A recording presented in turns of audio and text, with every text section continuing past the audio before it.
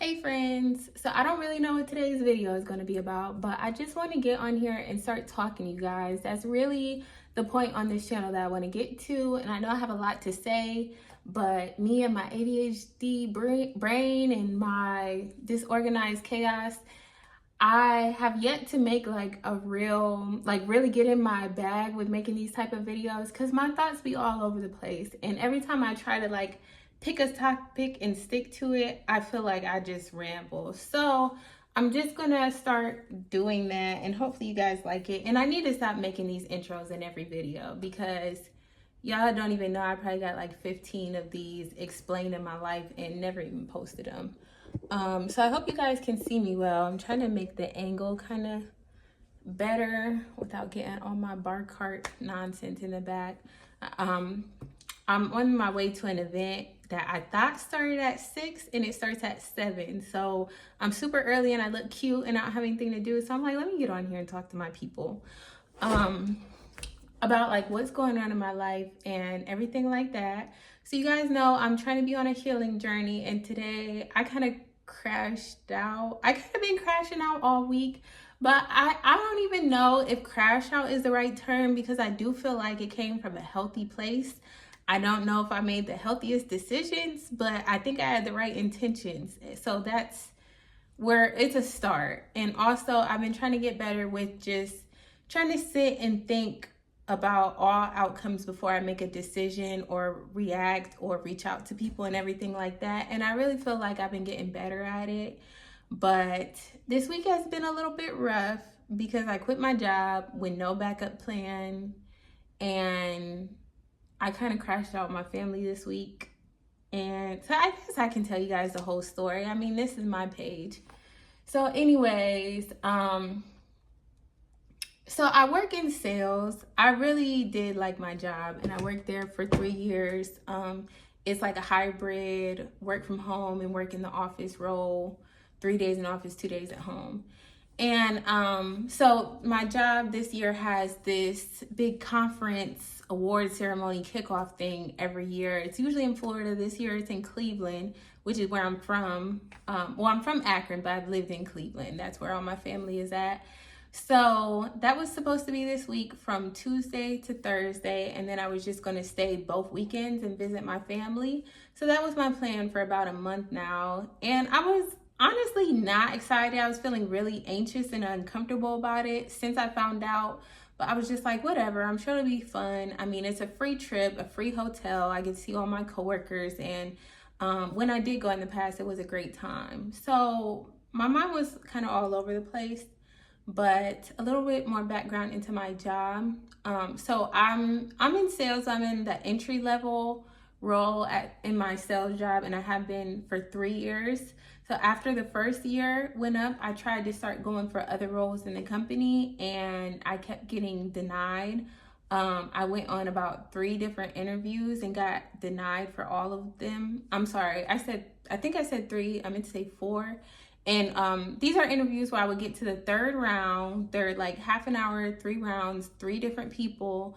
And for the 3rd round, you usually have to do like a presentation or a PowerPoint, something like that. And so I've been going through this whole year, the whole year of 2025. Literally, I think it started in March when they told me about jobs to apply to. And it's just been like a repeated cycle every 3 months, apply to a new job, go through these 3 rounds and get denied. And it was getting really frustrating and stressful on me because to make these presentations and all that, it takes time and energy out of my day and work life. And every time I was getting these interviews, I'm like, my performance would drop for the week. And when you're in sales, the amount of sales you make per month matter, and it like builds into a catalog to where everybody in the company pretty much judges you on how much pipeline you made or how many sales you made on a month-to-month or yearly basis. So in sales, the stuff that you do every month counts basically. So if you don't make a sale, if you make 4 sales this month and 3 next month, like all of that matters. So you know, your performance, it's not like a normal job, like you did bad today, but it doesn't matter. Tomorrow's a new day. Everything is connected. So what I do in the past still is in my present, and I'm still being judged on things I've, done the first year that I've started. So every time I would take these interviews, my performance would dip, which is making my record look worse and worse. But I really wanted to move because most people on this team don't stay on for more than 2 years, and a lot of people move on 1, and here I am going on 3 years, and I was one of the older people on the team with more experience. So obviously I wanted to get off and make some more money, and just for the credentials and the personal aspect of it. So anyways, the first interviews I was going on, I was trying to get into marketing. Mind you, I'm in sales. I was trying to go to marketing. So since they wouldn't let me get the job, I was like, okay, maybe it's just because I'm trying to break into marketing, even though I do have a marketing background. So I figured, okay, maybe they just don't want me to do that. So I finally gave up on that and decided I'll just go to sales, because that's the natural path that everybody goes. It's easy. It's, for the most part, you're not going to get denied. So I prepared, after going on all the other 4 interviews, I finally had my last resort job, and I prepared for it months in advance. So I started doing work on those accounts, started learning all the terminology and the products and all of that stuff, so that I can for sure go into this role when it's time to get a promotion. So I've been doing all that for the last 6 months, got my numbers up, proved myself, did everything that I can to prove myself, and I had the interview, went through 3 rounds, and this time it was people that I already know. So I'm like, they already know me, they already know what I do, they already know what success I've brought to their team, so there's no reason I shouldn't get this job. I'm more than qualified and more than capable, and everything is just set to get it. So I had my interview, and then the day that I'm supposed to get on the flight to go to the business conference in Cleveland, I found out that I didn't get the job. And so now this is the 5th job internally that I got this, turned down for. Mind you, most of these are entry level or 1 level up entry level jobs. And I have a degree. I've been working in sales and marketing for over 10 years now. So obviously that kind of blew me. And to give the whole backstory behind it, it's for the day before I found out. So I was supposed to get on my flight on Friday and leave to fly to Cleveland. So Thursday I had to drop my dog off to the dog sitter.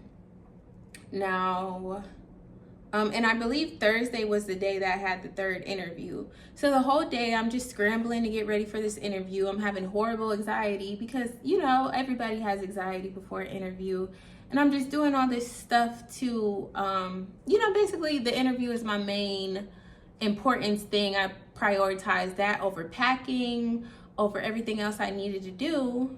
Because, this week I'm trying to do my work. I'm trying to do this interview. I'm trying to pack for this trip and just get everything together. So I put a lot of that on the back burner just to focus on the interview, because it takes up so much of my mental energy. And within doing that, I kept having in my mind, okay, I gotta pay my phone bill. Long story short, I didn't pay my phone bill. My phone gets cut off. As I'm dropping my dog off, that's the thing. I was I remember that the day I kept going back and forth between doing the interview and being okay, I gotta pay this phone bill, but I literally, my ADHD is out of control. So I can't really do a new task until I complete the other task, but I have anxiety about both. That's just how I operate. So I didn't pay it. So I'm going to drop my dog off. I'm driving 30 minutes. Mind you, I just paid $500 to the dog sitter. And as I'm on my way, I realize my phone is off. So I'm trying to call the sitter and I can't because my phone is off. So I call Verizon and I'm on the phone with them for a whole hour trying to get my phone on. Mind you, I paid the bill. So I'm not just raggedy. I paid the bill, and it, usually when I pay the bill, it comes on. It'll just if service is off, it'll come on within minutes. And I waited 15 minutes and it didn't come on. So I'm on the phone with Verizon for a whole hour. By now I'm at the dog sitters and I'm sitting outside. I can't get in touch with the people to come outside. So I'm panicking. I need to hurry up and go home and pack. And I was just stressed out. So I literally sat in the parking lot for half an hour not knowing what to do. Like, I had to pee super bad. I couldn't pee. I couldn't get an address in my GPS to get home because, you know, I still don't know Georgia that well. I drove half an hour and your GPS doesn't work if there's no signal. So I was driving around trying to find Wi-Fi and I couldn't. And it was just a disaster. So I went through all that. Then I finally got home and my nerves were just bad at this point because I'm like, that whole 30 minutes, I'm like, I don't even know if I can get home or what's wrong with my phone or what to do. The only way I did get home is I finally found a place that had some Wi-Fi. Like at a red light, I had to hurry up and connect and put my address in. Then when I got home, I could get on my Wi-Fi and use my phone, which did not come back on until the next day for whatever reason. Verizon couldn't even figure it out.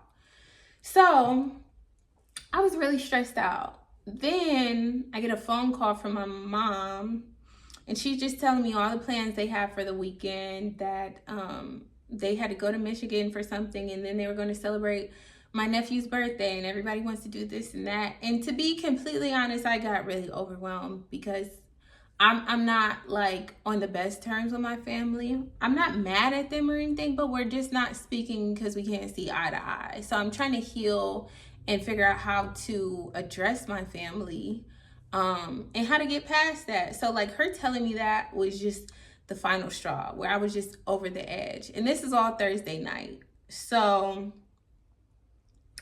I got off the phone with her and I just go to bed, and then that morning, Friday morning, when I'm supposed to get on the flight, that's when I got the bad news that I didn't get a job. So I'm just looking like I'm so broke that my phone is cut off. Like I'm so in shambles that I can't sleep. I'm always running around.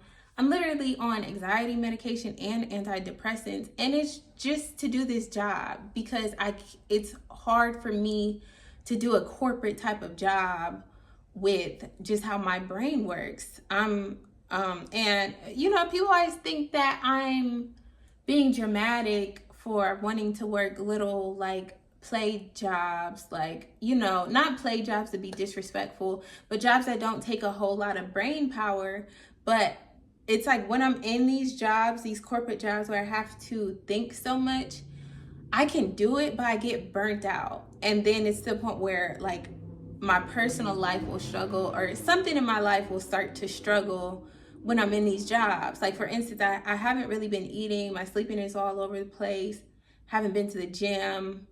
You know, like I can't really keep up with my finances because it's too much for me. The capacity for me to do things I need to do is not big enough to take care of my own household, take care of myself, and have a corporate job and do all of this by myself. And I get that to a lot of people that sounds like I'm just being dramatic or needy or spoiled or whatever. But, you know, that's how I am. It's too hard for me. And when I try to do it, I'm masking and I get really depressed. So I just canceled the trip. I really didn't want to be at that trip smiling in all those people's faces that know, like, they know that I've been going for this job and getting denied. It's literally embarrassing, it's disheartening, and it's just really discouraging. So I just said, with everything that was going on in that moment, I felt like I should quit. So I didn't quit that day. I just kind of did the bare minimum. And then I thought about it over the weekend, and I even thought about it on Monday. I took PTO, I took the day off, and I was like, I don't want to quit. I'm just getting to a good place in my life. But everything in my body was just saying quit. So I just did it with no backup plan. And I obviously I don't have a lot of money. Like my phone would just cut off. Like I've been making rent and everything, but it's nowhere where I want it to be. But everything in my body was just saying, you have to quit. Like you can't do this. It's like you're struggling in your personal life and you're still somehow broke. So I'm like, well, at least let me be broke and healthy. Like, let me be broke and have my mental health. So, because I know that either way it's going to struggle, but I know myself and I know that I know how to hustle. So I know I can get money, but it's still, either way it's going to be tight. Because like with having that job, the reason my money was so tight was I was recovering from some financial abuse, really, paying off some debts I had to do and things like that. But also, like, I just was so overwhelmed with my job every day, that I know that I was making stupid financial decisions. I know that I would see like subscriptions keep coming out that I need to cancel, or being late on payment, so having to pay those extra fees. And they don't be playing with, like, sometimes those extra fees are like 150, 200, they're in the hundreds. So stuff like that adds up. Or I'm always rushing when I'm in the car because I'm so anxious, so I get a lot of speeding tickets, like a lot of stuff like that, where I'm like, it's kind of even. Like, me working this corporate job and making a lot of money, but still struggling to keep up in my personal life, is kind of the same as me just working a job that might not be as prestigious or make as much money, but then I have the mental capacity and physical energy to keep up with my personal life. And yet it might be a struggle money wise, but I'm struggling either way. So I'd rather keep my health and my sanity than just keep like masking and trying to fit into this box that I don't fit in. And I know I don't, and I know it gives me anxiety, and I know, and now it's the point where not only I see it, obviously the managers and the people that don't want to hire me see it too, because there's got to be a reason they're not hiring me. And they can probably see that I'm stressed out and disheveled because I think I'm masking, but I can only mask so much. And for those of you that don't know, masking is basically pretending to be normal. So I know I have extreme ADHD and extreme depression, to where like I zone out when people are talking to me. I forget what I'm saying as I'm saying it and things like that. But I have to try really hard to act normal and hide that and pretend that that's not happening. So that's what masking is, and it's very exhausting.